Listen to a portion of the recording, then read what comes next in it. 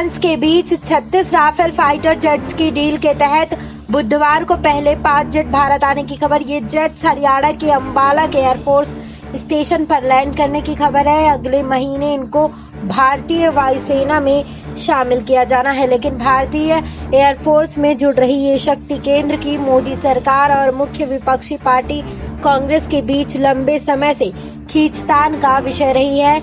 आज Rafale jet के आने पर एक बार फिर कांग्रेस के वरिष्ठ नेता दिग्विजय सिंह ने मोदी सरकार पर हमला बोला है। दिग्विजय सिंह ने फिर इस डील की डिटेल्स को लेकर सरकार के सामने सवाल उठाए हैं। उन्होंने कहा है कि केंद्र सरकार को इस डील की कीमत अब तो बता देनी चाहिए।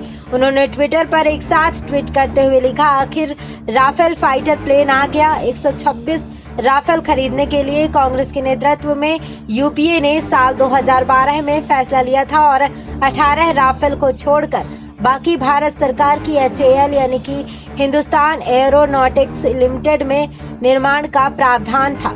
ये भारत में आत्मनिर्भर होने का प्रमाण था।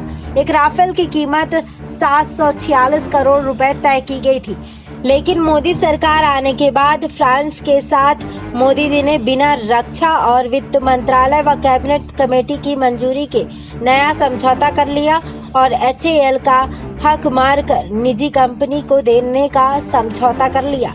राष्ट्रीय सुरक्षा को अनदेखी कर 126 राफेल खरीदने के बजाय केवल 36 खरीदने का निर्णय ले लिया।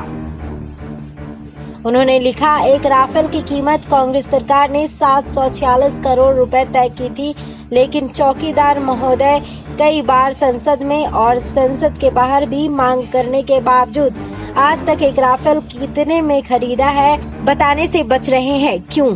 क्योंकि चौकीदार जी की चोरी उजागर हो जाएगी। चौकीदार जी अब तो उसकी कीमत बता दें। कांग्रेस नेता ने एक दूसरे ट्वीट में लिखा, राष्ट्रीय सुरक्षा का आकलन करते हुए रक्षा मंत्रालय ने 126 राफेल खरीदने की सिफारिश की थी, जो यूपीए ने स्वीकार कर सहमति दी।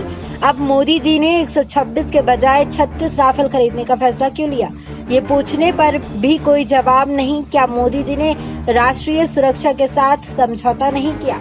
उन्होंने कहा, यदि हम इन प्रश्नों का उत्तर मांगते हैं तो मोदी जी की ट्रोल आर्मी और उनकी कठपुतली मीडिया एंकर हमें राष्ट्रद्रोही बताते हैं। क्या प्रजातंत्रीय व्यवस्था में विपक्ष को प्रश्न पूछने का अधिकार नहीं है? SPN 9 न्यूज रूम से श्रुति की रिपोर्ट।